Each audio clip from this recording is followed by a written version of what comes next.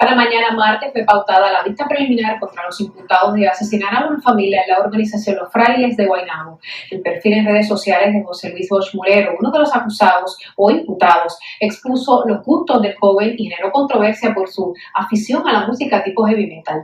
Precisamente para explicar si existe algún tipo de relación entre este tipo de música que escuchamos, los patrones de comportamiento de los seres humanos, se encuentra con nosotros el doctor Nelson Varas Díaz, quien también ofrecerá detalles del primer documental sobre la escena del heavy metal aquí en Puerto Rico. Buenas noches y gracias por estar con nosotros. Buenas noches, gracias a ustedes por el tiempo.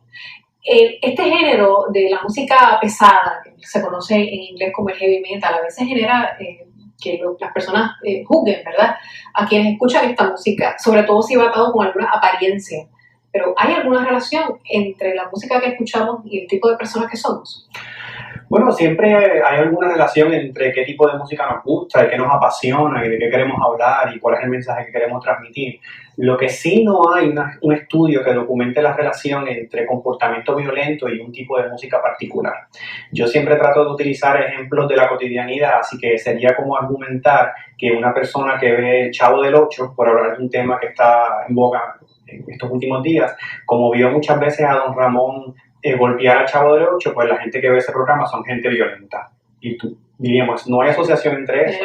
Así que podemos utilizar exactamente ese mismo ejemplo para el evento que estás mencionando de la familia de Guaynabo. Lamentablemente, cuando nos enfrentamos a temas que son muy dolorosos, que nos hablan sobre el tipo de país en el que estamos viviendo y la violencia que se materializa en ella, pues tratamos de buscar explicaciones simples que nos permitan satisfacernos sobre qué. Y que nos permitan entender o comprender lo que ha ocurrido. Entonces rápidamente se comenzó a difundir lo que parece ser, porque el joven no lo ha confirmado, ¿verdad?, lo que parece ser el perfil de esta red social de este joven y su afición por determinada música. Entonces, rápido, como usted dice, quizás es muy fácil poner el dedo y decir, es que esa música es satánica y va a llevar a cometer este tipo de actos. Y fíjate que eso se remonta un poco a lo que en los 80 se conoció como un pánico moral atado a este tipo de música, porque como era tan nueva y diferente a lo que se conocía, pues la gente no tenía una manera de reaccionar a ella de forma apropiada. O de entenderlo o comprenderla. O de entender qué era lo que se estaba tratando de transmitir.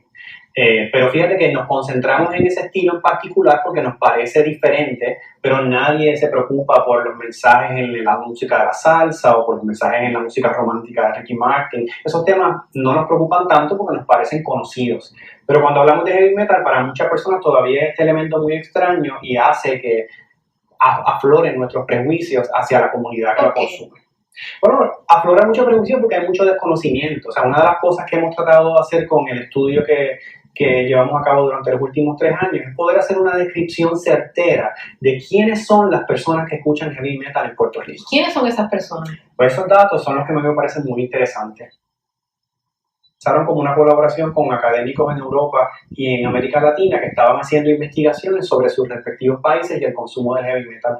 Cuando yo tuve contacto con ellos, dije, bueno, vamos a averiguar eso en Puerto Rico. Y una de las cosas que más nos sorprende de la participación de los miembros en la escena es que son gente que se desencaja de los estereotipos que pensamos de este género. Por ejemplo, si yo le preguntara a alguien común en la calle sobre los niveles de educación entre los metaleros, alguien podría asumir que son personas con muy poca escolaridad. Y sin embargo, el 80% de nuestra muestra, que es una muestra representativa para los metaleros en Puerto Rico, tiene grado universitario. Estamos hablando de gente 80%. Eso es muy alto.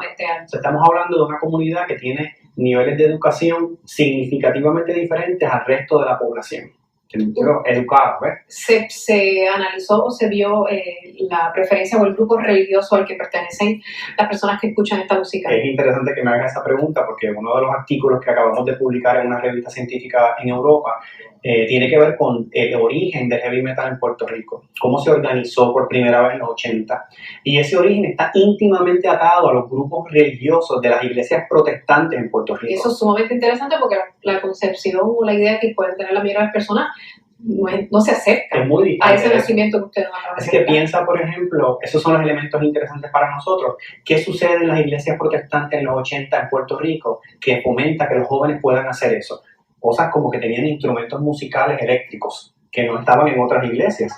Así que en ese contexto eso se posibilitó Que y se los comienza grupos a popularizar lo que es la totalmente, guitarra y las eléctrica, primeras batería. organizaciones de grupos de jóvenes que escuchaban y hacían heavy metal en Puerto Rico estaban atadas a un fenómeno que se llamó Metal Mission, que no era otra cosa que una iglesia autogestionada por jóvenes cristianos que querían hacer heavy metal. Y estos son los detalles que vamos a estar viendo en este documental.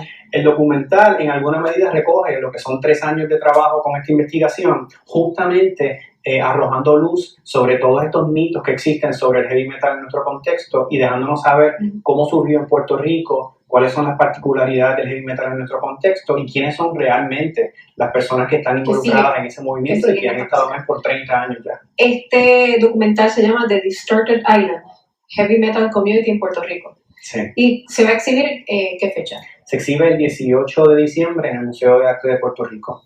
Esa obviamente va a ser la premier, ¿no? Esa va a ser la premier del documental y entonces ya a partir de esa premier sale un DVD que va a ser de acceso gratuito para todas las personas interesadas en febrero. El documental se presenta en marzo en La Habana y se presenta en junio en Finlandia. Y es la primera vez que se hace este conglomerado de opiniones y de investigación con relación a este tipo de música. Esta va a ser la primera vez que en Puerto Rico se ha hecho un estudio sistemático sobre esa comunidad musical. Y es interesante porque los resultados fueron inesperados para usted. Bueno, yo conozco mucha gente dentro de la escena desde la infancia, pero jamás pensé que los resultados fueran a ser tan diferentes a lo que se manifiesta en otros países de América Latina o las visiones imperantes sobre el heavy metal en la sociedad en general. Yo siempre pienso, ¿cuál es el barómetro? El barómetro era mi madre. Y cuando mi madre me veía escuchando heavy metal, decía que eso es un peligro. Y sin embargo, lo que uno ve cuando uno se enfrenta a esta escena es que ve mucha gente, abogados, médicos, contables, gente muy profesional disfrutando un estilo de música que es diferente a lo que el contexto dictamina como normal, pero que en alguna medida ha contribuido mucho a exponer a Puerto Rico fuera de nuestra isla sobre lo que son diferentes géneros musicales. Gracias por haber estado con nosotros. Quedan todos invitados a que puedan, ¿verdad?, ver este documental sobre el heavy metal, la música pesada aquí en Puerto Rico. Pasamos con alguien.